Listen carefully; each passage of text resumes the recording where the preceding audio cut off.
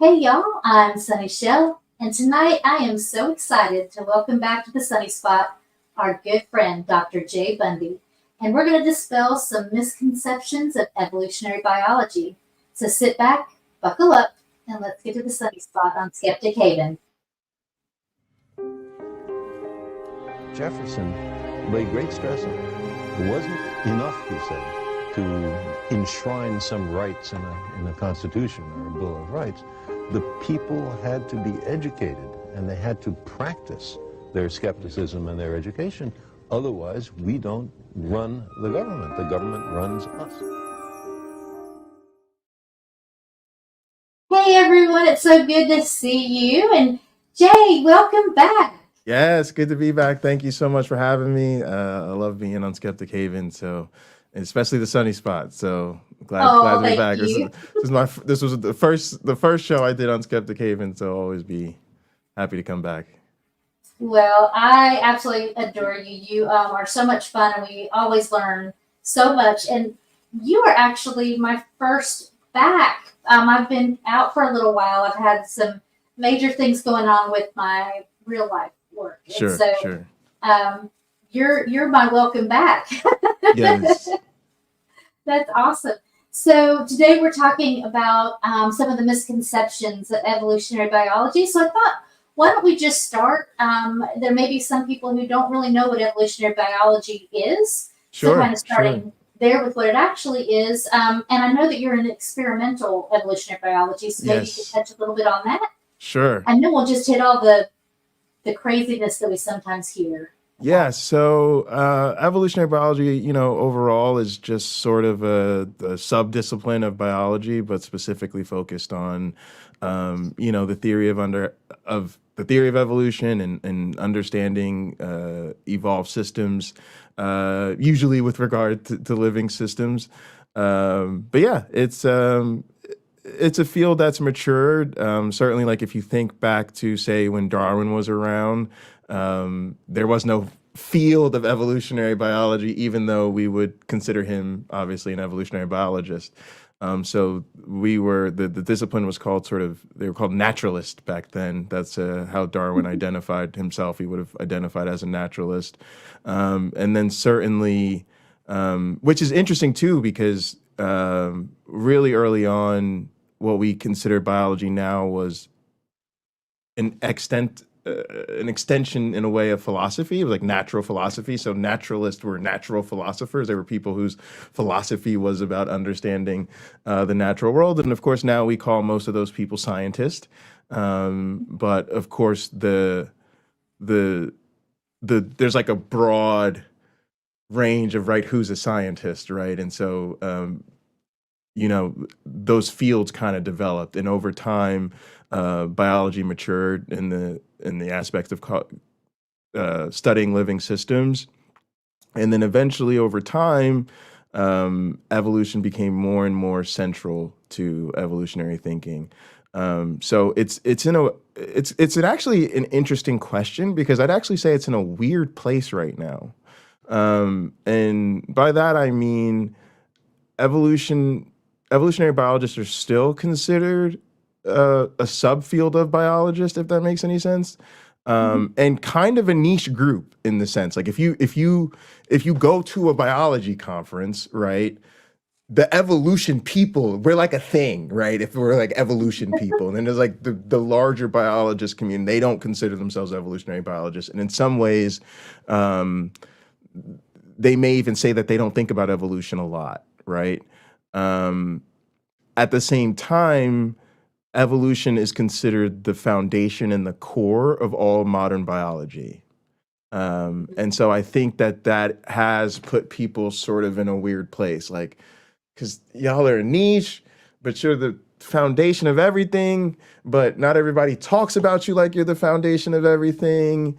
It still feels like it's like a new discipline, but it still feels like it's harking way back to Darwin, and so it actually is a meaningful question to say what is evolutionary biology, and sort of how do you draw a circle around who the evolutionary biologists are, so Mhm. to speak.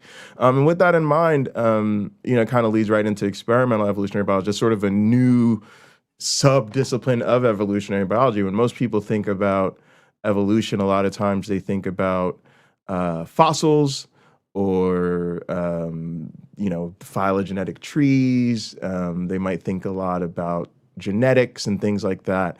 And most of those are tools that have help us understand the evolutionary tree of life. So how organisms are related to each other and how they became distinct and things like that. But for the most part, they work that those are the foundational methods of evolutionary biology. And in a large part, they help us think about evolution that happened in the past. But when you think about the epitome of science, and I don't mean to say that in a conceited fashion, but just how you think of what it means to be a scientist, a lot of times the sort of pinnacle, the high mark of science is the controlled experiment. And when you're, digging up fossils out of the side of a mountain, you're not able to do a controlled experiment. And so for most of the history of evolutionary biology and evolutionary thinking, evolution was historical science in some regard, and it largely relied on comparative methods, and that's what we consider those. You're comparing the genomes, you're comparing the bone structure, you're comparing the environments, you're inferring what happened. But now people have realized that you can actually have evolution happen in a lab. Because for evolution to happen, you need inheritance, mutation, you need variation, and you need selection. And so you set up basically what we call natural selection in an artificial environment. And largely this is done with microbes. And the idea is that evolution is something that happens over generations. And so you need a system that evolves rapidly. That way it can go through many generations over a relatively short period of time. And so most evolution experiments are done with asexual microbes, bacteria, yeast, fungi, sort of other organisms that reproduce fast, primarily bacteria. Viruses are also used. And they go all the way up. There's evolution experiments with plants. There's evolution experiments with mice. They just tend to take longer and go through fewer generations, right? I do most of my experiments with computers because it turns out we can create digital organisms that also evolve. And then we can be even faster than the people who work with microbes. And also, we don't have to worry so much about contamination. So that's always a big plus. I wonder with the you kind of see when you're doing experiments with actual, microbes and so forth, you can see what they're actually doing in real time. Does the computer still allow you to do that sort of thing, or is it more just the randomized reactions that you have put in? I mean, I like to think anything they can do, we can do better. But there are certain things that there are trade-offs certainly, and things that you can't do with digital organisms, but in many ways they're even better. And so what I mean by that is, say for instance, the long-term evolution experiments with Lenski, that's like the 30-year E. coli experiment that's gone on for 70,000 generations over like 35 years or something. They freeze the bacteria every 500 generations because it takes work and it takes storage and you have to freeze them. If you're working with digital organisms, you can freeze them every generation if you want, or you can freeze them, as frequently as you like. You can save them and reuse them. Also, there's things like trace files.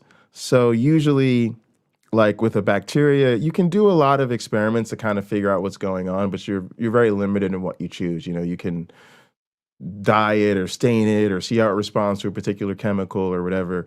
With a digital organism, we can use what's called a trace file, and we can actually see the state of the organism at every single step along its life. So we can see its genome executing in real time, but we can also correlate that to the changes in the inputs, the changes in its memory. And so it's literally like a printout of the organism's entire life. I can see everything that ever happened in the entire, and you can't do anything like that with the bacteria.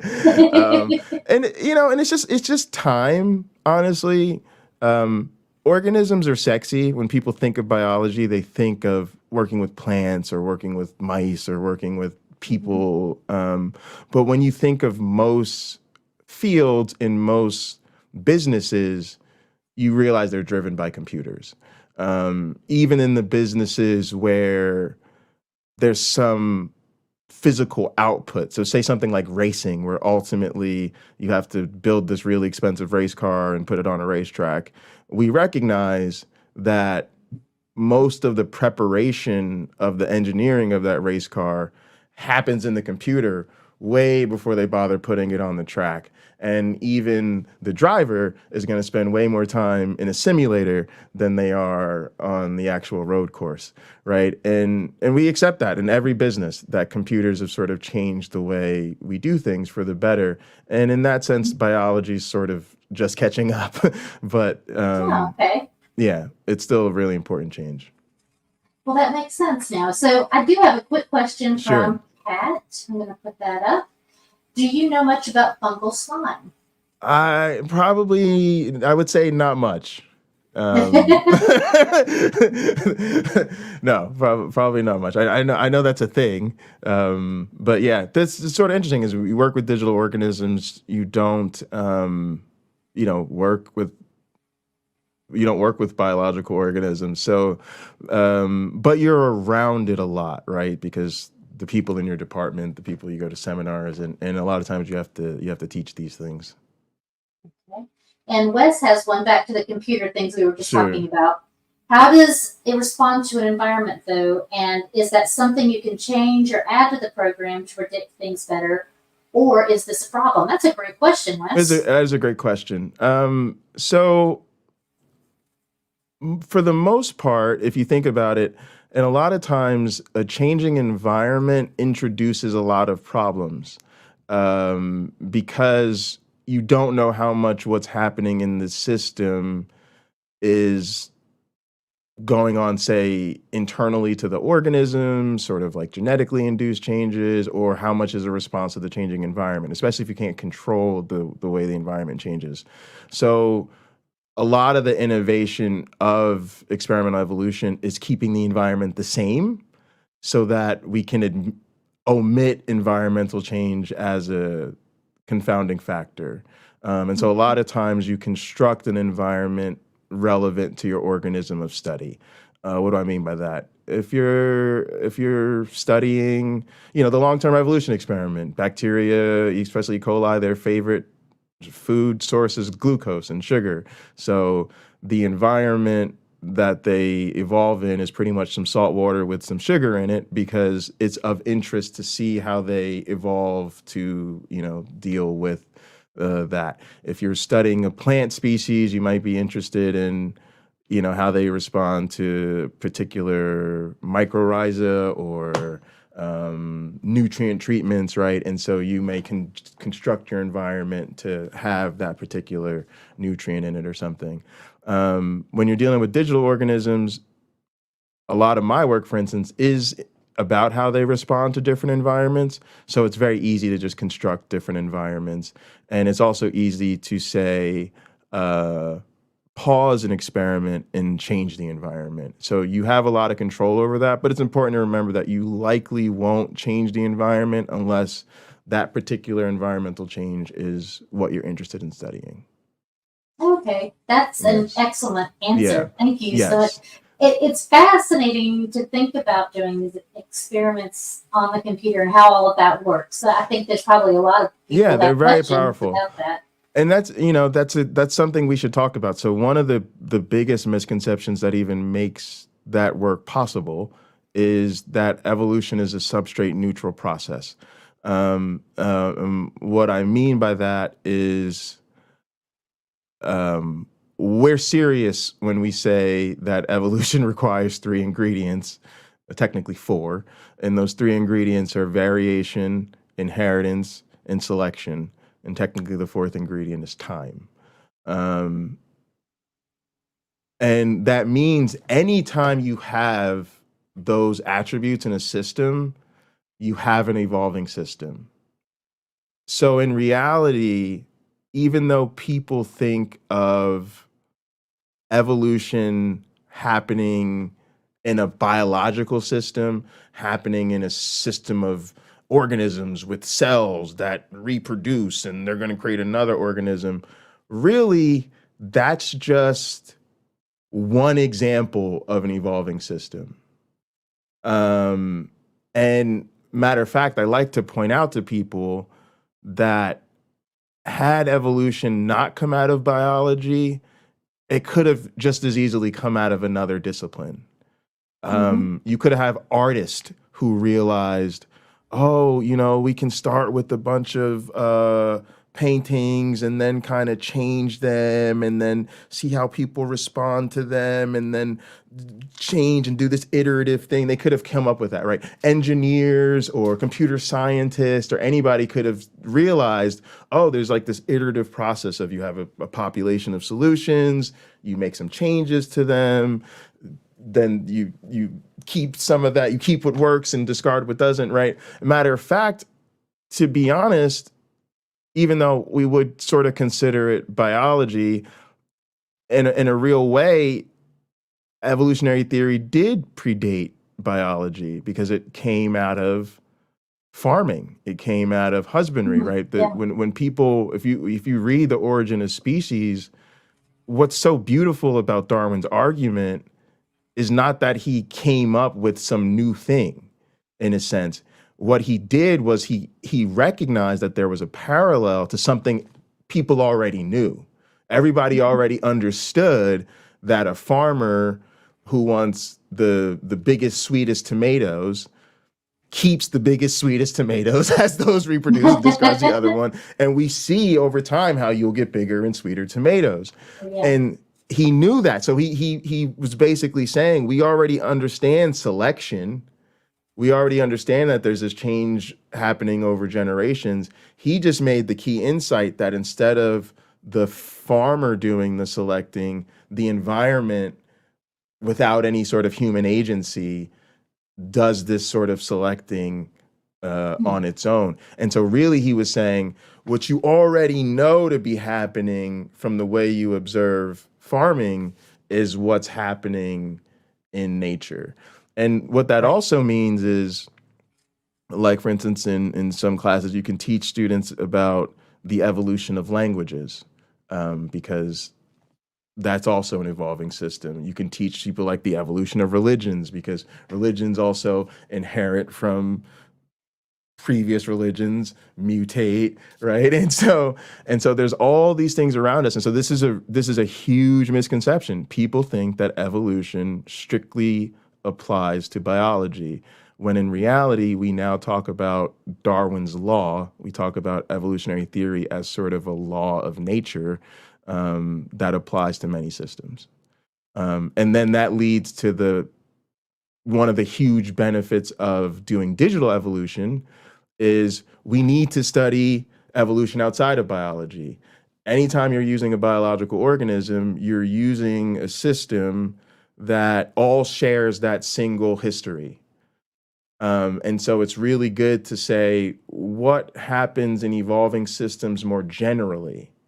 And if we're going to know more generally what happens in evolving systems, we need to study something other than the biological system we use for most of our work, right? And so it's actually really helpful because we find things in digital organisms and then we go, oh, I wonder if this also applies to a biological system. And then we go back and find that it does. And so you actually there's been a lot of novel concepts and theories tested with digital evolution that they then go back and find out actually apply to wet systems, we call them. Okay, that this all makes so much more sense. So then that kind of gets me into you work in a university. Yes. And you teach students? Do you teach undergrads or Yes. graduate level? Usually both, but right now most of my like actual like course teaching assignments are with undergrads. And Okay. then you're like mentoring grad students as they're doing their research and things like that. Okay.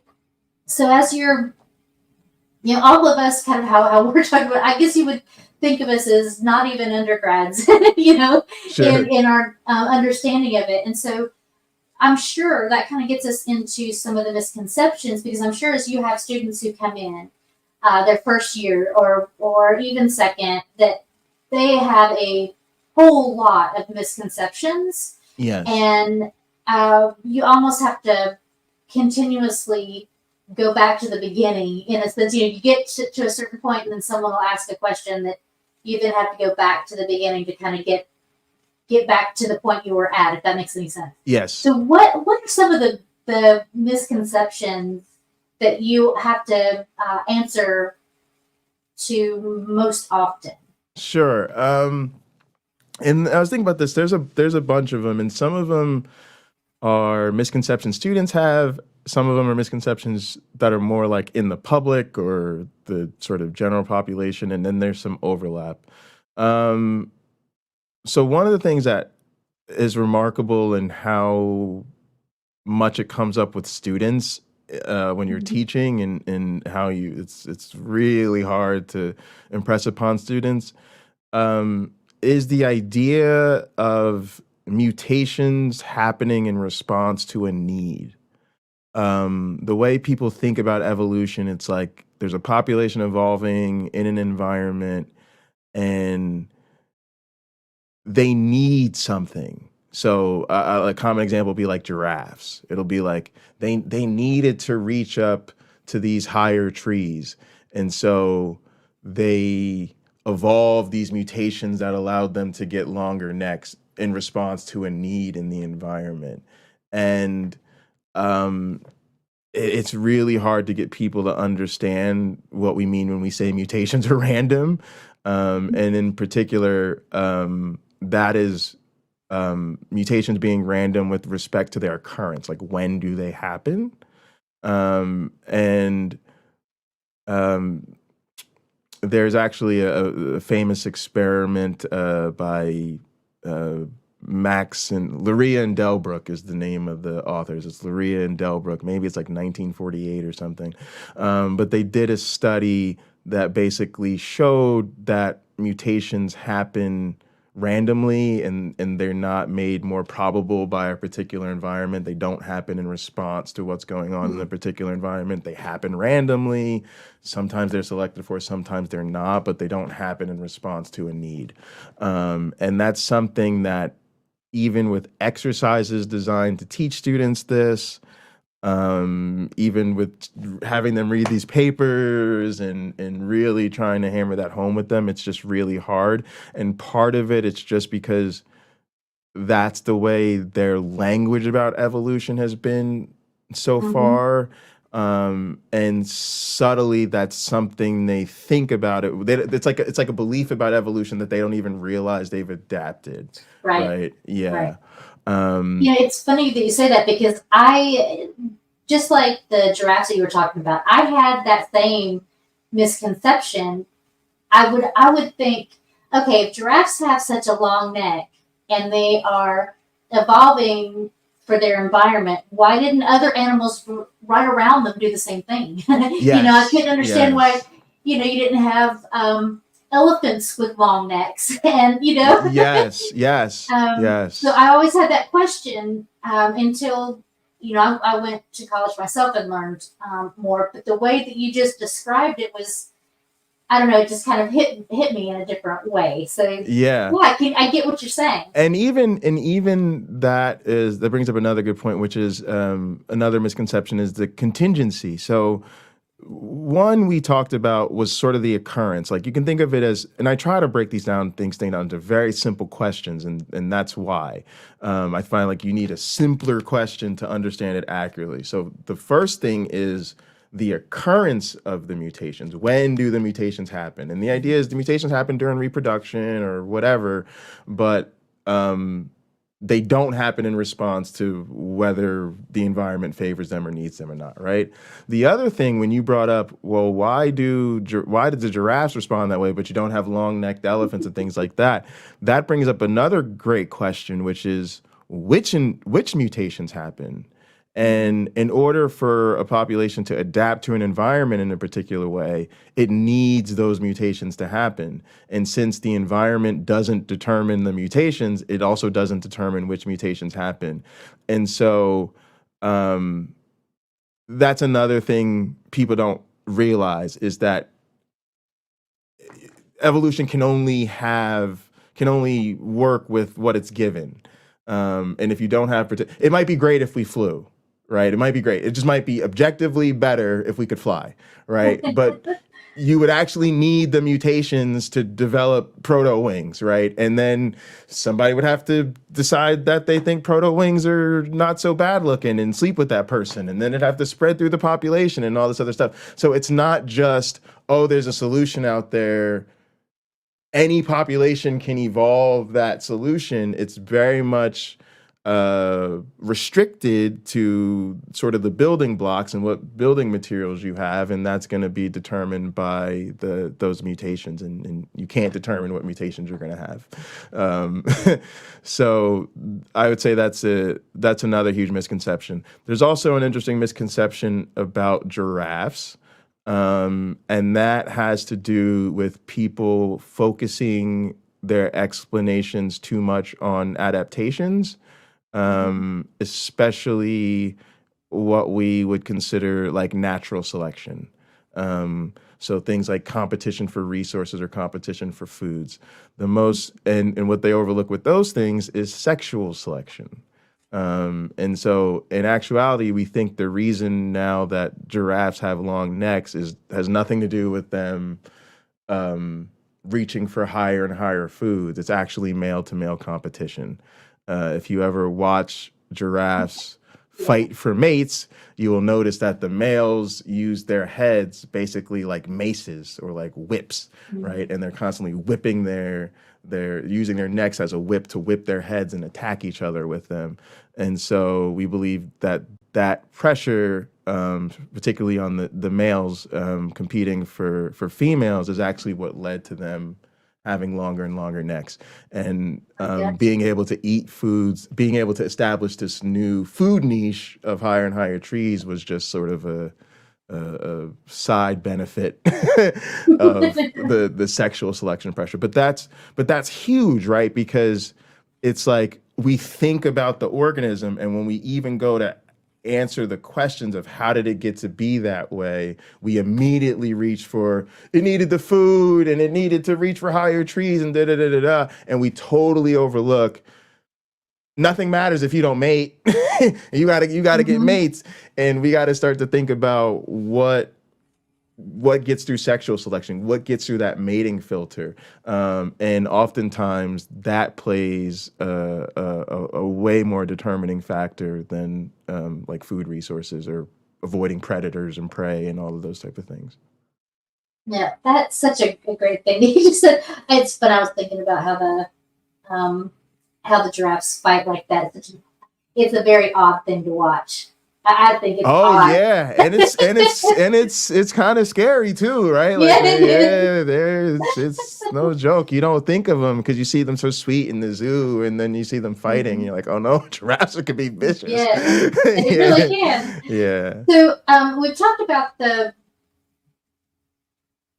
mutations of how the mutations and the different ways that they are selected for, not just environmentally, I guess you would say, but from sexual reproduction and that sort of thing. What about those species that end up losing certain qualities through evolution? Like I'm thinking about the fish that end up in the environment where they're in a cave or something like that. Yes, you know, and they lose, where they're like they lose their eyes. They lose their eyesight. So that doesn't seem like that's a sexual selection process. It seems like they don't need that anymore, so it just kind of goes away. Yeah. How do you Yeah. um Yeah, I mean, all of these things are happening at once, right? There's natural selection and sexual selection. Everything's kind of happening. That's another thing that's difficult is for people to understand is that it's not as though the environment sees genes. It right. sees whole organisms and populations, right? And so there's a lot of things going on at once. But yeah, you do see things like just disuse. It's very costly to develop a visual system and to maintain that.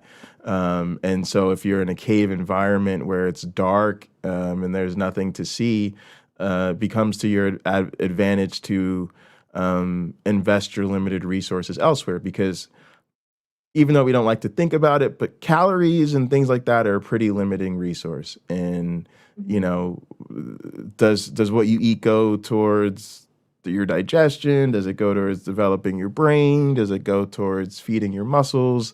This is often gonna involve trade-offs, and so um, organisms are going to become more fit um, if they're not investing in costly features that they don't use. And that's another thing where people have to understand. There's another misconception, right? Is the way people talk about survival of the fittest. Oh Um, gosh, yes. and the I'm glad you idea, brought that one up. yeah, and the Whew. idea that always selects for the biggest, the strongest, the fastest organism. In reality, it's about fit in terms of how well it fits together. You can think of fit in terms of compatibility, not necessarily fitness. And so it is in those cases thought to be a better fit to the environment to not maintain the eyesight than it is to maintain it. Mhm. Whereas if it were really just sort of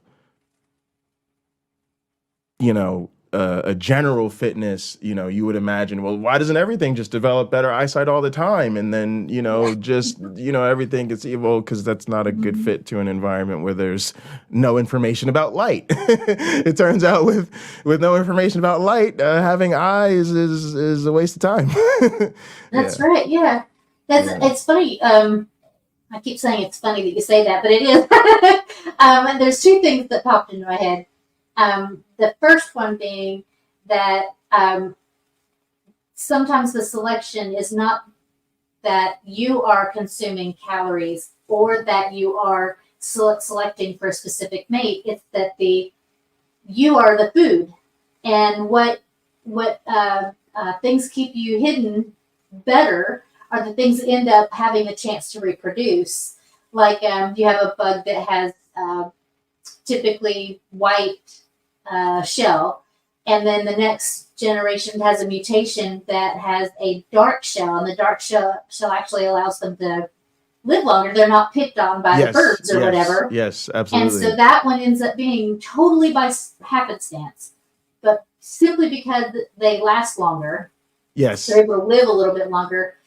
That's the gene that ends up, uh, Yes. you know, And to be permeating honest, the. that I think is one of the real struggles for creationists, because that is what gives the illusion of design.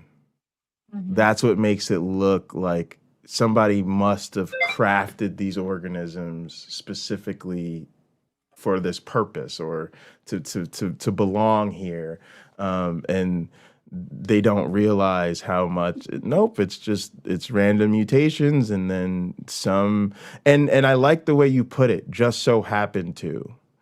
Um, and that's a real struggle. And I'll try to articulate it. So there's something we call just so stories. Um, and they're actually considered bad. Believe it or not, the giraffe is a perfect example of why. Um, when you're just looking at something retrospectively, you can create a narrative, right? And so the narrative people created was giraffes got longer and longer necks just so they could reach higher and higher trees, right? Mhm. And that's bad, right? Because again, we literally just assumed that they had to do so, and then we implied a whole motivation and pathway and everything, and that's a lot of the problem you bring with creationist thinking, right?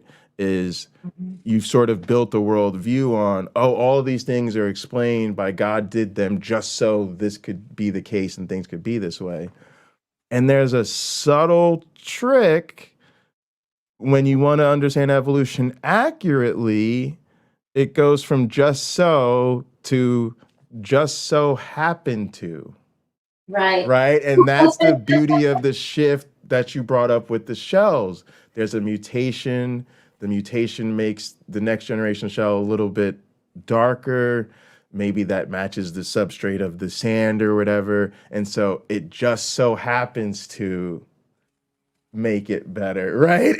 and, and and Yeah. and literally, if you can get the difference of it happened just so it could do this thing, because that's like it's like a difference in ontology. Like you're inferring that it did so to reach a goal. We call it teleology. It's teleological thinking, Right. right? You're thinking there's some out there goal, and the system was striving to reach that goal, rather than just so happen to, which is you're thinking accurately about the mechanisms and you're understanding how the mechanism led to the change, right? And so it's literally that shift from just so to just so happen to, that is a shift from a misconception about evolution to thinking about it more accurately.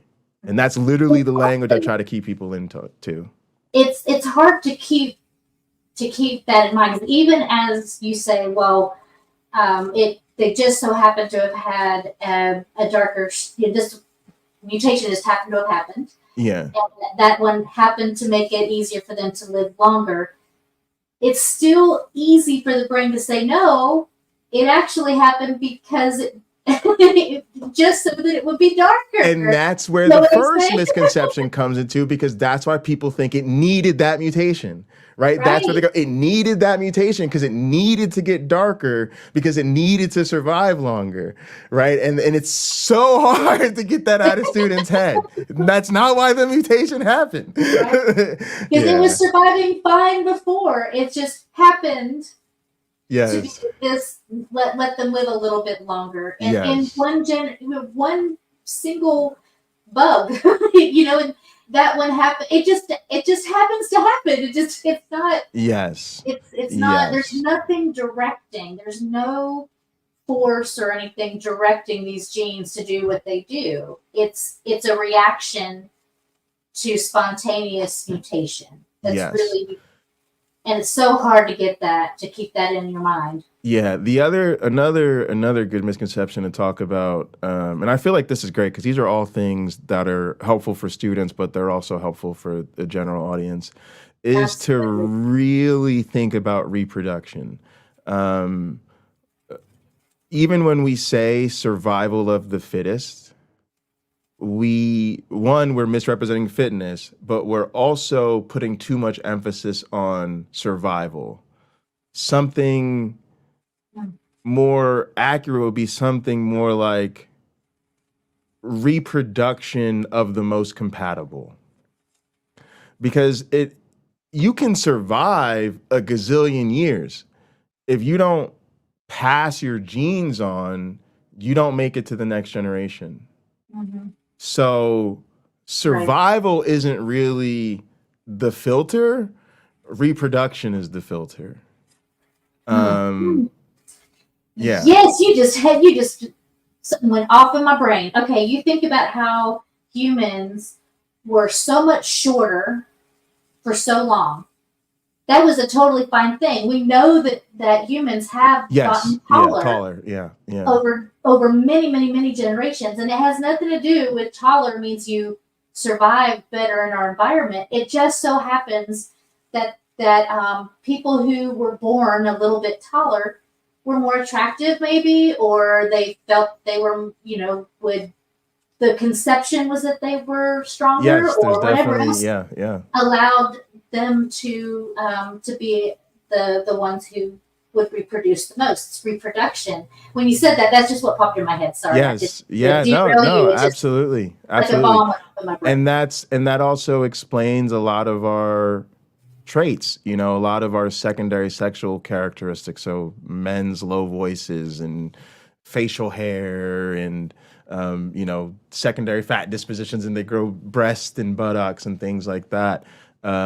Yes, of course, you did need mammary glands to provide milk and food to children, but that doesn't explain the swelling of the tissue, right? Sexual selection and that being attractive to mates is what helps explain that.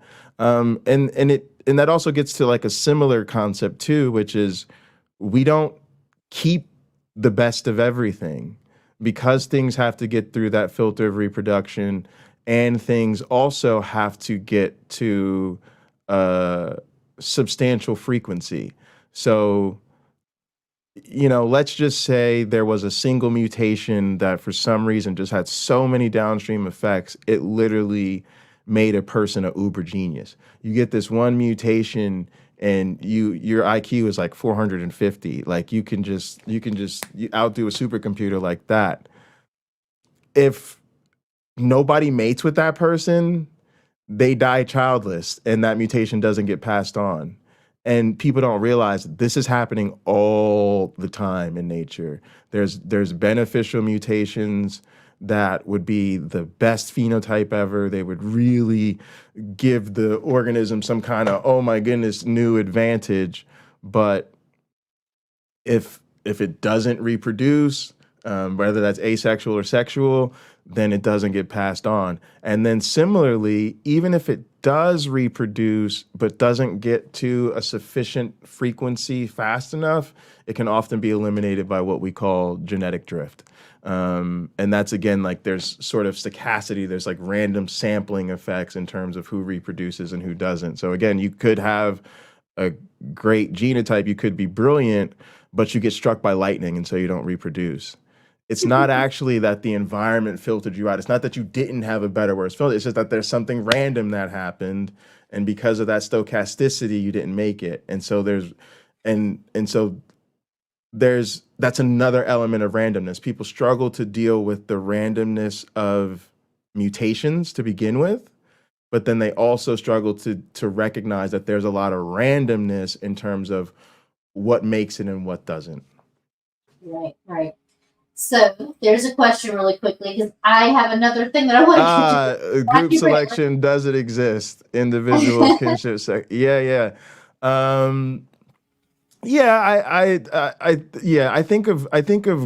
So this is a controversial topic. We teach it in our class. There's definitely controversy about it.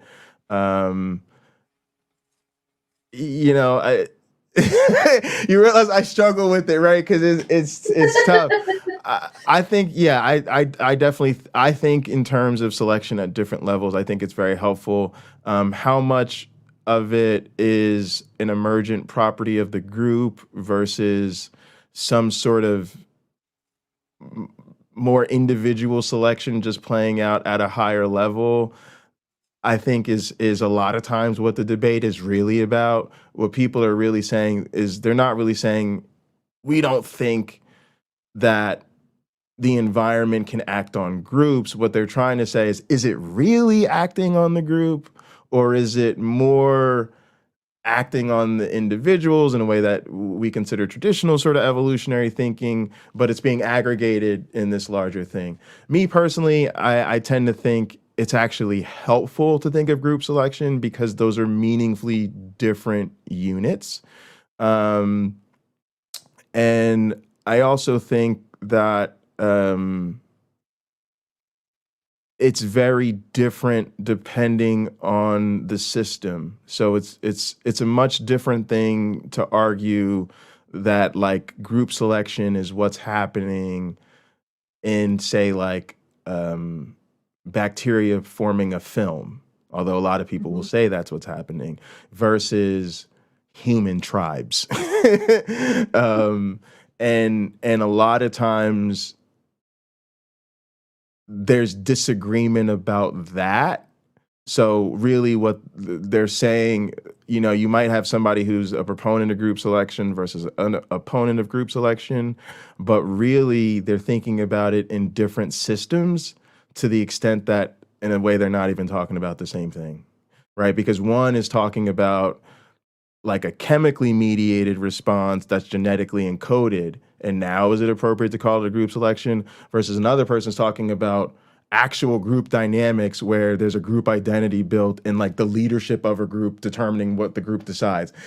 And you're actually literally talking about something very different, although there's ostensibly a disagreement about group selection.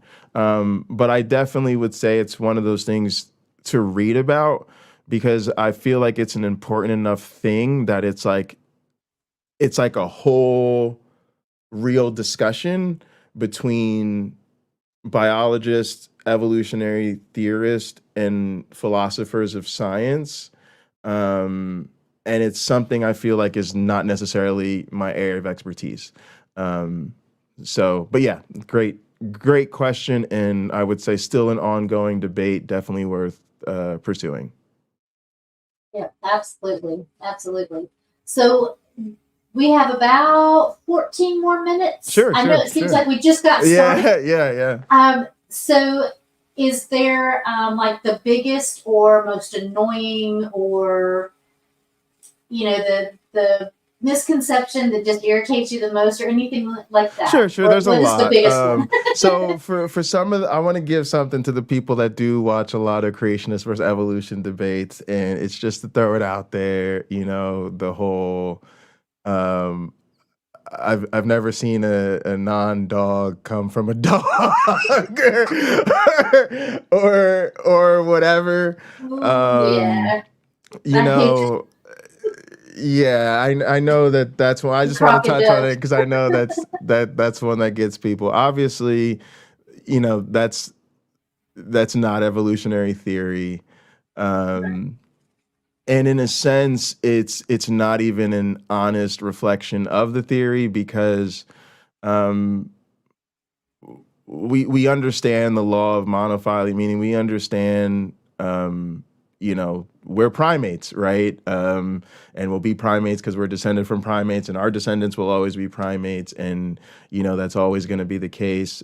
Shout out to Arn Ra if you want a good explanation as to why we're monkeys, but that's where that argument comes from.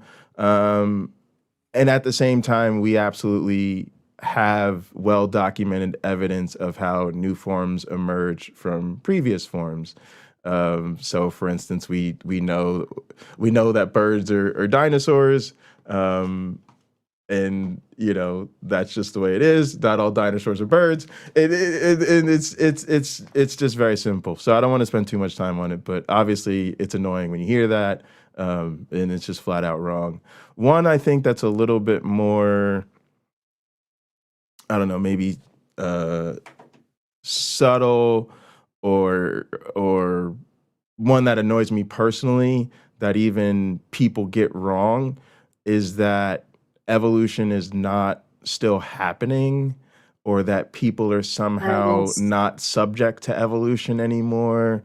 And to be honest, this leads to academic fights. Like, people don't realize this, but anthropology departments all across the world are like splitting into like two departments, and they're doing that largely because there's a distinction between what we call biological anthropologists, sometimes they're called physical anthropologists, versus social or cultural anthropologists. So on the physical side of things, those are like your bones people. They study comparative anatomy. They study how humans are related to other primates. And they're very much like biologically driven people. The other people, they're like the stones people, right? They're the ones discovering the stones and how we made them into weapons and pottery shards. And they very much study cultural and social evolution. And so they tend to section off culture as like a uniquely human endeavor. Like they don't want to hear us talk about culture in birds, for instance. Whatever But there birds, is. they don't like There that. is. They know because right, they're cultural Oh, anthropologists, and a big part of their thing is culture is this thing that but as a biological anthropologist, that bothers you. How could we get something that doesn't have its precursor in other animal forms? That would be arguing for a break in evolution. Like somehow human just magically get imbued with culture, but the stuff we see in other animals where they're learning, where they're sharing, where they're teaching, where they're doing all these things, that's not so it's weird. And a lot of times like they don't like thinking about anything evolutionary. So for instance, we would talk sometimes a lot about how like there's evolutionarily related like assessments we make of each other when we're mating and dating, right? And so there's a reason we're attracted to certain features, right? There's a reason we look for certain things in mates, and it depends on the context. We look for different things for short-term mating and long-term mating, and we're evaluating this. Bringing this up about something like a prom, oh no, the cultural anthropologists in the department, they were not having it. They were not. You think that what's going on at a prom has something to do with human reproduction? You think that that's what that's about? Like they just and their thing. actually, I do. Have you ever been to a prom? Thank you. What's wrong with y'all?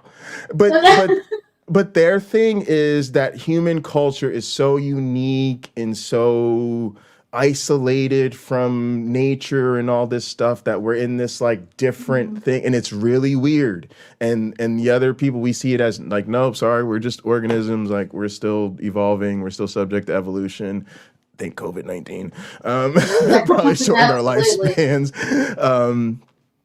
But that's a big thing. So that's the one that happens in the field, but it also happens outside. You hear people say things like people aren't evolving anymore, or we're not as much subject to natural selection.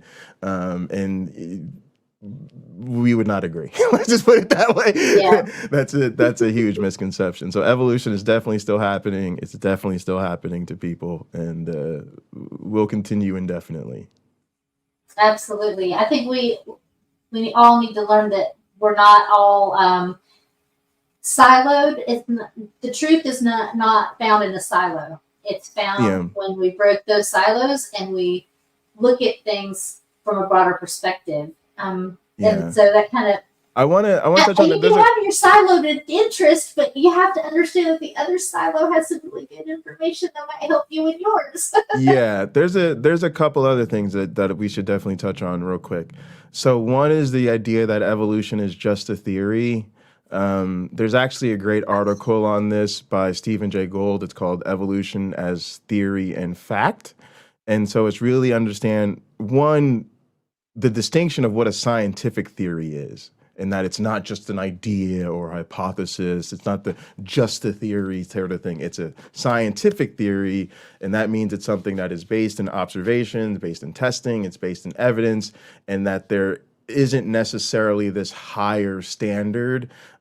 Even sometimes you'll hear people talk about it, well, there's the theory of evolution, but the law of gravity, again, we could just as easily talk about the theory of gravity, and we could just as easily talk about Darwin's law, right? And so they're misguiding that. But also people don't understand it's a fact.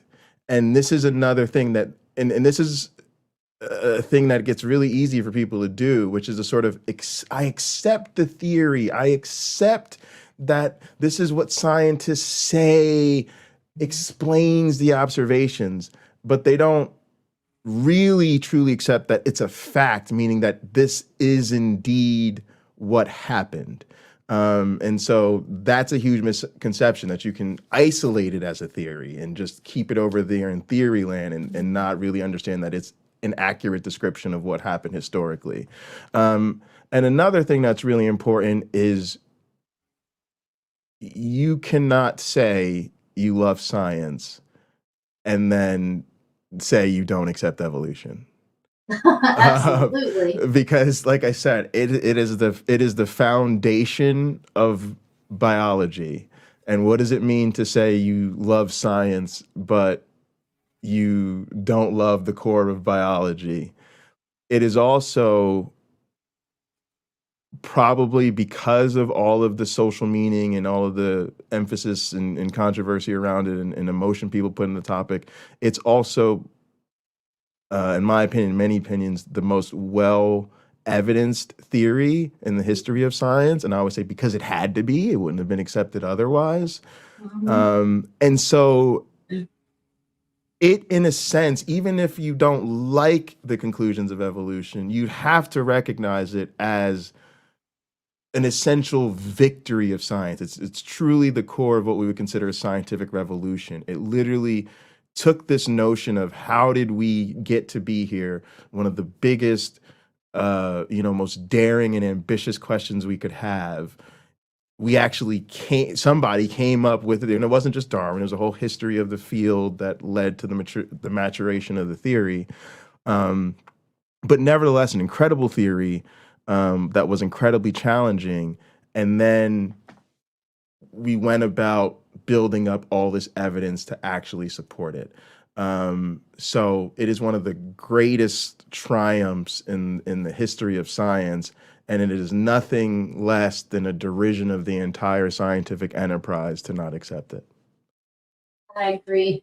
That was a beautiful way to close the show. I love it. You had me thinking about so many others as well. So Part the two. Next time you're on, that's right. Next time you're on, we have to continue on with this. If you guys all enjoyed this as much as I did, please make sure to like, subscribe, share, do all of those cool things. Hit the bell so you're notified when there's new content. Yeah, come to All of Pocket that Locker helps us. 86. Absolutely. Oh yes, tell them what's coming up with you. Is there I got a anything coming YouTube up with you? channel. I try to do several podcasts a week, and then I host a show called Hot Program on Sundays. And I will just say, like Skeptic Haven, it's really about the community. I have a great community of friends and supporters, and that's what'll hook you. That's what'll keep you. So come join the gang. Absolutely. Make sure to keep in mind that we are looking for volunteers. We need production. We need bookers. We need call-in screeners. If you're interested, please contact wesdsturtevant@gmail.com, and we will put you to work because we are growing and we need help to grow. We're also in the process of becoming a 501c3. So if you really want to help us, consider joining our Patreon. And we would love to show you our patrons and give them a great big thank you. Thank you to Helen Green, Logan Fisher, Amanda McLeod, Eric Ozols, Rion, Denise Murphy, Dandy, Michael Wiseman, Cindy Plaza, myself, Aaron Coalson, and Bill Calderone. Thank you all. You help us keep the lights on around here. Don't forget to check out our other shows on Skeptic Haven. On Tuesdays, we have Secular Soapbox. Of course, Thursdays are right here with Sunny Spot. On Saturdays, we have two shows, The Global Atheist and Women Atheists Unload. And then on Sundays, we have our call-in show, Let's Talk. There's something for everyone, so check out all of our great shows. In the meantime, remember to always think critically. Check y'all out next week. Our being knows this is where we came from. We long to return. And we can. Because the cosmos is also within us. We're made of star stuff. We are a way for the cosmos to know itself.